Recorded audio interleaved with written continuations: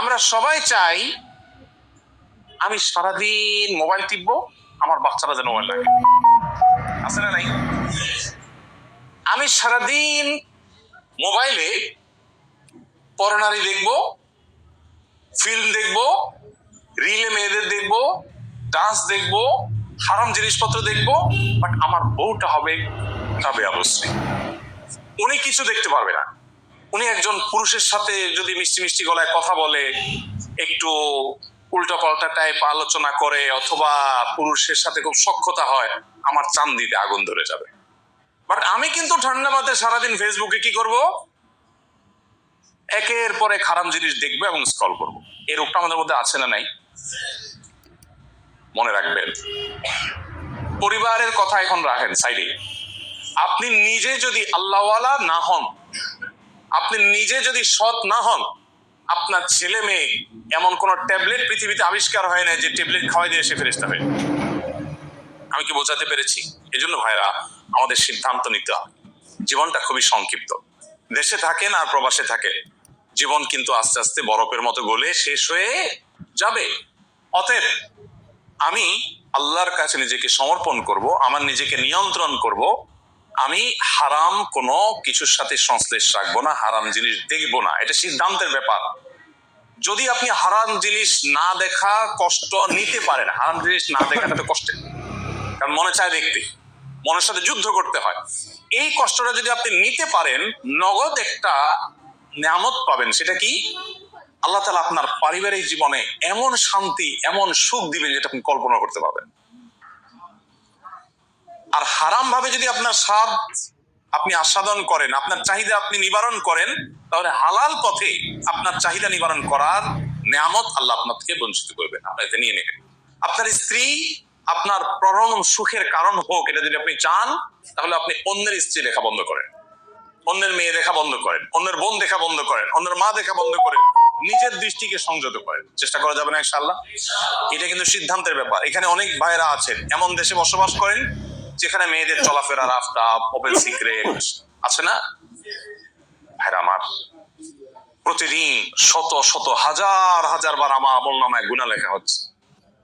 কয়টা টাকার জন্য, কয়টা পয়সার জন্য, একটু ইনকামের জন্য আমার ঈমান, আমার আমল, আমার আখিরা পুরাটা নদীতে ডুবাই দিলাম। আল্লাহর কসম, এর চাইতে লস প্রজেক্ট, এর চাইতে দুর্ভাগ্যজনক বিনিয়োগ আরেকটা হতে পারে না। যে কিছু টাকা পাইলাম, বিনিময়ে আমার ঈমান আমল শেষ হয়ে গেল। এই জন্য যারা সে সমস্ত পরিবেশে আছেন, তারা নিজেদের বিরুদ্ধে নিজেদের সংগ্রাম এবং যুদ্ধ চালাতে হবে যে আমি আমার দ্বারা কোনো গুনাহ আমি করব না। চেষ্টা করা যাবে না ইনশাআল্লাহ? আপনি যখন নিজে এবং আপনার সঙ্গিনী উভয়ে আপনারা যখন চরিত্রবান হবেন, তখন দেখবেন একটা উপভোগ্য, একটা সুখময় পরিবারের বীজ বপন হয়ে গেছে। চরিত্রের হেফাজত। কিসের হেফাজত? নিজের এবং সঙ্গিনী, কিন্তু আগে নিজেরটা যদি করতে পারেন, তখন আপনার স্ত্রীর জন্য আপনি আপনার প্ল্যান তৈরি করতে পারবেন। আপনার স্ত্রী যদি জানে যে আমার স্বামী নিজে আমার পাশে শুয়ে শুয়ে বৈশা বৈশা মোবাইলে সারাদিন সে রিলে ডান্স দেখে, হিন্দি ফিল্মের ক্লিপ দেখে, নাটকের ক্লিপ দেখে, হ্যাঁ, বিভিন্ন ভিডিও দেখে, মেয়েদেরকে দেখে, তখন আপনি স্ত্রীকে যতই মুখে বলেন যে চরিত্র ভালো করা হবে না, মানুষ কিন্তু যতটা শুনে শিখে তার চাইতে দেখে শিখে বেশি। অতএব আপনি আপনার ছেলেকে বলবেন, বাবা মোবাইল ধরা যাবে না, এই ছেলে মোবাইল রাখাও বই নাও, বাট আপনি মোবাইল টিপতেছেন। তখন ছেলে মনে করবে কি জানেন? মনে করবে যে আরে বাবে আমার সাথে শত্রুতা করতেছে। সে নিজে সারাক্ষণ যে নিয়ামতের মধ্যে আছে, এই নিয়ামতটা আমাকে সে ভোগ করতে দিতে চায় না। কত বড় খারাপ মানুষ! এই জন্য সে যুদ্ধ করে মোবাইলটা নিতে চায়। বাট আপনি নিজে মোবাইল অহেতুক টিপাটিপি বন্ধ করেন, প্রয়োজনীয় কাজ ছেড়ে রেখে দেন, দেখবেন বাচ্চাকে বলা লাগবে না, সে ওখান থেকে প্রভাবিত হবে ইনশাআল্লাহ। এই জন্য সবকিছুর আগে হলো নিজের এবং সঙ্গীত চরিত্রকে হেফাজত করা। বহু প্রবাসী ভাইরা চরিত্র নানাভাবে নষ্ট করে ফেলেছেন, এবং সবচেয়ে বড় ভূমিকা এই মোবাইল ফোনের, স্মার্টফোনের অপব্যবহার। ঘরে ঘরে হাজার হাজার পারিবারিক অশান্তির কারণ হলো এই ফোনের অপব্যবহার। ভাইরা আমার, এই যে সময় নষ্ট করছি ঘন্টাকে ঘন্টা, শত শত হাজার হাজার ঘন্টা, এর জন্য আল্লাহর কাছে জবাব দিতে আছে। আপনাদেরকে শেখ আব্দুল্লাহ সাইফুল্লাহ ভাই বলেছেন, নিশ্চয়ই সেই সেশন আপনারা শুনেছেন, প্রবাস জীবনে চাইলে অনেক কিছু করা যায়। আমি অনেক প্রবাসীকে চিনি প্রবাস জীবনে হাফেজ হয়ে গেছে, 30 পারা কোরআন ইউজ করে ফেলেছেন। কেন? কারণ ব্যাচেলর লাইফে 8-10 ঘন্টা ডিউটি পরে বিপুল পরিমাণ সময় আছে, দেশে 2.5 ঘন্টা 1 ঘন্টা মোবাইলে কল করলেন, ভিডিও কল করলেন, কথা বললেন, বাকি সময়টা তারা আছে, তিনি কোরআন তেলাওয়াত করছেন। অনেক ইসলামিক অর্গানাইজেশন আছে, সেগুলোর সাথে ইনভলভ থাকছেন, মসজিদের সাথে ইনভলভ থাকছেন, দাওয়াতি কাজের সাথে ইনভলভ আছেন, তাহলে আপনার টাইমটা ভালো কাজে লাগবে। আর যদি সেটা না করেন, মোবাইলে আপনি ভিডিওতে, ফেসবুকে, ইউটিউবে বিভিন্ন ভিডিওতে ডুবে থেকে ঘন্টাকে ঘন্টা ভিডিও দেখছেন, আপনি কি লাভটা করছেন? আপনার বরং ইমান আমল ধ্বংস করছে। এই জিনিসটা বলা যত সহজ, আমল এতটা সহজ না, সিদ্ধান্ত গ্রহণ করার বিষয়।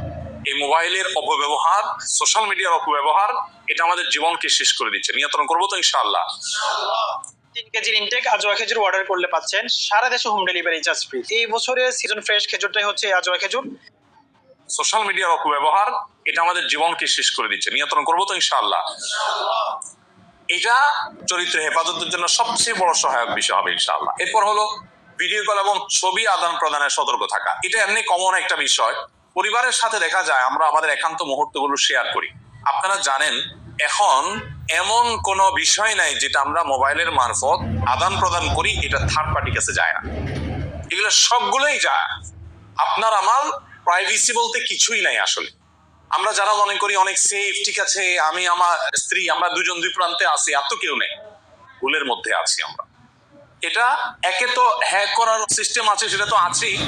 এর বাইরে অনেক সময় দেখা যায় আমরা যে ইমেল লগ ইন করি সেই ইমেইলে সেভ হয়ে যায়, এটা থার্ড পার্টির কাছে যাওয়ার সুযোগ থাকে। এটা বিভিন্ন ভাবে মানুষের কাছে যাওয়া বহু রাস্তা ওপেন আছে, আমরা জানি না। তো এগুলোর কারণে দেখা যায় অনেক অশান্তি তৈরি হয় এবং পারিবারিক অসুবিধা আসে। এরপরে আসেন বাবা মা এবং পরিবার স্ত্রীর মধ্যে ভারসাম্য রক্ষা করা। এটা বেশিরভাগ মানুষ বোঝে না বা পারে না। ভারসাম্য রক্ষা করা, এটা নিয়ে আমি অনেক চুটকি বলি, রসিকতা করে অনেক কথা বলি। পরিবারে ভালো থাকা বা পরিবারকে নিয়ে সুখে থাকার জন্য একটা সহজ বুদ্ধি হলো, পুরুষরা বিশেষ করে একটু বেকুব সাজা। কি সাজা? বেকুব সাজা। বেকুব সাজার মানে কি? মানে হলো সব প্রবাসীদের, আপনাদের ইল্লা মাশাআল্লাহ হাতে গোনা কিছু মানুষ বাদে প্রায় সবারই কমন কিছু অভিযোগ আছে। এর ভিতরে একটা হলো যে ভাই কি করব, পাটা আর পুতা এই দুইটা ঘষা ঘষিয়ে আমি মরিচের অবস্থা শেষ। বই বলে তোমার মা এই করেছে, সে করেছে, হান করেছে, তান করেছে, আর মা বলে তুই জানোস বিদেশে থাকস, তোর বউ কি করে, এটা বলছে ওইটা করছে। এখন মা বলে বউয়ের বিরুদ্ধে, বউ বলে মায়ের বিরুদ্ধে। আবার একইভাবে বোন ভার্সেস বউ, এই যে ঘষাঘষি, এই ঘষাঘষিতে বিদেশে বসে অনেকে দেন দরবার করে। অনেক প্রবাসীরা আমি দেখছি ওখানে বসে দরবার করে। ভাই বিদেশে বসে ফোনে দরবার করে এগুলোর সমাধান হয় না, আরো সমস্যা বাড়ায়। তাহলে কি করবেন? কিছু কাজ তো করবেনই, তবে এর মধ্যে একটা আইটেম হলো মাস্ট, সেটা হলো বেকুবের অভিনয় করতে হবে। কিরকম বেকুবের অভিনয়?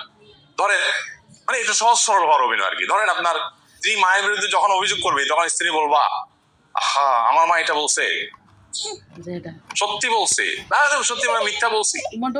তখন যদি আপনি বলেন যে দেখো কোরআন হাদিসে মা বাবার কিছু বলা জানা নিষেধ আছে, জন্মদাতা তারা, এটা যদি আজকে না হইতো, মা না হয়ে আজকে কেউ হইতো, তো তুমি দেখতে আজকে পারলাম না, আমি মা হয়েছে এই জন্য। আপনি বললেন যে স্ত্রী হিসাবে তোমার জন্য আমি জীবন দিয়ে ফেলতাম, এখন মা তো কিছু করতে পারতেছে। তখন স্ত্রী বলবে যে আমার স্বামীটা আসলে মানুষটা ভালো, আমাকে মহব্বতে সে আবশ্যিক, বাট একটু বেকুব, কি করবে বুঝে উঠতে পারতেছে না। আবার একই অভিনয় আপনি যদি মায়ের সাথে করেন, মা যখন বলবে এই তোর বউ এটা করছে এটা করছে, তখন মারা যদি বলেন যে মা আল্লাহ রসুল কোনোদিন বউদের গায়ে হাত তোলেনি, যদি অনুমতি দিতে সকাল বিকাল আশ্রয়টা মা, মারে বলার সময় তার বউ শুনতেছে না। আর এটা মীমাংসার খাতিরে, ঝগড়া মীমাংসা খাতিরে এতটুকু কৌশল চালাকি মিথ্যা জায়েজ আছে। মিথ্যা একটা ক্ষেত্রে জায়েজ, সেটা কোনটা? মীমাংসা। হ্যাঁ, মীমাংসার ক্ষেত্রে কিন্তু মিথ্যা জায়েজ। এখন এইরকম মিথ্যা, মিথ্যা বা সব মিথ্যা না, যেটা বললে মীমাংসা হবে। এখন মা যদি শুনে যে ছেলে বলতেছে মা আজকে বউ না হইয়া কেউ হইতো, রসুল বউ পিটান নাই কোনোদিন, যদি পিটাইতেন বা অনুমতি দিতেন তো আজকে দেখতেন আপনি তুফান ছুড়ে ফেলেতেন, কি আপনার সাথে এটা বলছে। তখন মাও বলবে কি পোলাটা আমার ভালো, আমারে মহব্বত ঠিকই করে, বাট একটু বেকুব, বুঝে না কি করবে। মায়া মঙ্গল দুজন কথা শুনে ফেলছে, ভাই এই বুদ্ধি মহিলারা শুনে গেছে, ধরে ফেলবে, ঠিক আছে যে তুমি মৌলবৃত্তি শিখে আসছো, এই তো অভিনয় করতেছো, তো আরেকটা অ্যাপ্লাই করবেন, আমি কি সব শিখে দিব নাকি? আমি একটা ধরা দিলাম, বাকিগুলো আপনাকে আবিষ্কার করতে হবে। আচ্ছা, না এটা কিন্তু সিরিয়াস। অনেকে করে কি, মায়ের হইয়া বউয়ের কাছে যাইয়া তুমি কি বললো আমার মারে, এত বড় সাহস তোমার, এবার ওখান থেকে এক দৌড়ানি গায়ে তোমার মায়ের একজনের কথা শুনে বলছো, উনি কি বলছো তুমি জানো? এবার মায়ের কথাগুলো শোনা পাই মারে বলে, মা তুমি এগুলো বলছো? দৌড়ানি বউয়ের কাছেও খায়, মায়ের কাছেও খায়। এরপরে যা বলে সে হতাশ। এগুলো শুধু বেশিরভাগ ক্ষেত্রে বুদ্ধির অভাবে। তবে হ্যাঁ, পরিবার থেকে দীর্ঘদিন যখন দূরে থাকবেন এই সমস্যাগুলো হবেই হবে। আমি এমন প্রবাসীও চিনি যে তার বউ আমার কাছে নালিশ করছে, ভাই আপনার ভাইকে বলি দেশে আসতে, সে আসবে না। তারে বলি কেন আসবেন না? বলে ভাই কাঁচা টাকা, মাছ তো সবসময় আসে না, যখন যাকে যাকে আসে তখন ধরতে হয়। সে আমার বলতেছে মাছ তো সবসময় আসে না, যখন আসে মাছ দেখলে জাল না মেরে কেমনে যায় মানুষ? আমার তো মাছ আসতেছে। তাই বললাম মাছ কি করবেন? মাছ খাওয়ার জন্য চুলা লাগবে না, রান্না লাগবে না, পাতিল লাগবে না, শুধু মাছ ধরলেই হবে? আরে ভাই সারা জীবন কামাই করবেন, ভোগটা কখন করবেন? ফ্যামিলির সাথে না থাকলে ভোগটা পূর্ণাঙ্গতা পায়। এই জন্য বলছি, ফ্যামিলিকে ছাড়া বিদেশ করলে এর জন্য একটা পরিকল্পনা থাকতে হবে। আমি এত বছর এই টার্গেট পূরণ করবো ইনশাল্লাহ, এরপর আর করবো না। প্রথম যে বলে কি মায়া মায়া, প্রথম নতুন একদম নতুন যখন যায়, প্রথম কয়েক মাস দেখি মন টন খারাপ, কি হয়েছে ভাই? ভাই নতুন আসছি তো ভালো লাগে না। যাক আসছি যেহেতু ভিসা দেনা টানা করে ভিসা নিছি, তো ভিসার টাকাটা শোধ করলে ভাই আমি আর থাকবো না। ভিসার টাকাটা শোধ হয়ে গেলে এরপরে কি ভাই আপনি না চলে যাওয়া গেলেন না যে? ভাই ওই যে ঘরটা তো করতে পারি না, একটু ঘরটা ধরবো একটু। আচ্ছা ঘরও করলেন, ঘর করলো, হ্যাঁ ভাই ঘর তো হয়ে গেছে। এবার বলে ভাই ওই যে বাজারে একটা দোকান না নিলে দেশে যায় কি করে খাবো, তো দোকান নেওয়ার চিন্তা করতেছি, বাজারে একটা জমি রাখার চেষ্টা করতেছি। এরপরে ওইটা রাখছে। হ্যাঁ ভাই এরপর ভাই একটু ঢাকা একটা ফ্ল্যাটে শেয়ারে বুকিং দিয়ে ফেলছি ভাই, এখন কি করবো?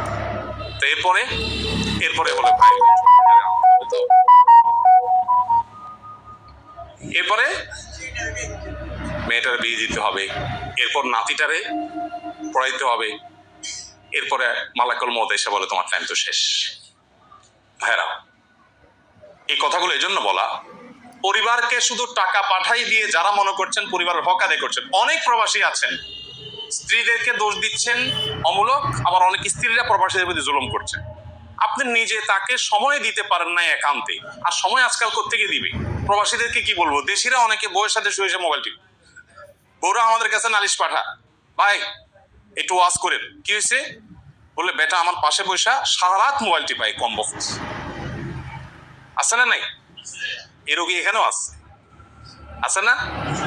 ভাইরা আমার খুবই অন্যায় হবে, খুবই অন্যায়। আল্লাহর কসম এই মোবাইল ফোন আমাদের বেশিরভাগ মানুষের জাহান্নামে যাওয়ার কারণ হবে। জাহান্নাম যেতে হবে না বহুত তো পরের কথা, দুনিয়াতে অনেক মানুষের জীবনকে শেষ করে দিচ্ছে, ধ্বংস করে দিচ্ছে মোবাইল ফোনের অনিয়ন্ত্রিত ব্যবহার। এটাকে কন্ট্রোল করতে না পারলে আপনার দুনিয়া আখিরাত বরবাদ হবে। মাস্ট ফ্যামিলিকে একান্তে সময় দেন। আমি প্রায় সময় বলি, আমি নিজে দিনে কমপক্ষে 1 থেকে 1.5 ঘন্টা ফিজিক্যাল খেলাধুলা, ব্যাডমিন্টন, ক্রিকেট খেলাধুলা আমার বাচ্চাদের সাথে আমি প্রতিদিন করি। আজকেও করবো যে এখান থেকে ইনশাআল্লাহ, আজকেও এখান থেকে গিয়ে মাগরিবের পরে খেলি। গতকালকেও খেলেছি, গতকালকে মেহমান আসছে বাসা, খেলা ডিস্টার্ব হয়েছে, মাগরিবের পরে খেলি, পরে ওইটা কাজা কাফারা আদায় করে আসার পরে খেলছি। কিন্তু খেলা মাস্ট, কারণ আমার বাচ্চার সাথে আমি যখন খেলবো না, কোথায় কার সাথে খেলতে যাবে, কোন নষ্ট কিছু শিখবে, একটা গালি শিখবে, আমি তার বন্ধু হয়ে যাই, আমি তাকে সময় দিই। আমার কাছে আমার টাকাটাই বড় জিনিসটা, আমার সন্তান সবচেয়ে বড় অ্যাসেট। এই সন্তান আপনি যে টাকা কামাই করছেন, আপনার সন্তানের চেয়ে বহুগুণ বেশি টাকার জন্ম দিবে। আপনি এখন যে টাকা কামাই করছেন আপনার বাবা এত টাকা কামাই করতে পারে না। আপনি এখন যা কামাই করছেন এর চেয়ে আপনার সন্তান বহুগুণ কামাই করবে আগামী জেনারেশন। সো টাকাটা বড় জিনিস না, ওকে মানুষ বানানো বড় জিনিস। মানুষ বানানোর জন্য সময় দিতে হয়। বেশিরভাগ প্রবাসীরা দেখা যায় ছেলে মোবাইলে, আব্বু আমার তো একটা মোবাইল লাগবে, কি করবো আব্বু? বলে ওই যে অনলাইন ক্লাস আছে মোবাইলে, ধানায় খানায় বুঝ দিলে তো আপনি 1 হাত লম্বা একটা মোবাইল পাঠাই দিচ্ছেন। আপনি মোবাইল পাঠান নাই, আপনি মূলত একটা পিস্তল পাঠাইছেন, আপনি মূলত একটা বিষের বোতল পাঠাইছেন, আপনি একটা ধারালো চাকু পাঠাইছেন আপনার সন্তানকে ধ্বংস করবার জন্য। প্রস্রাবে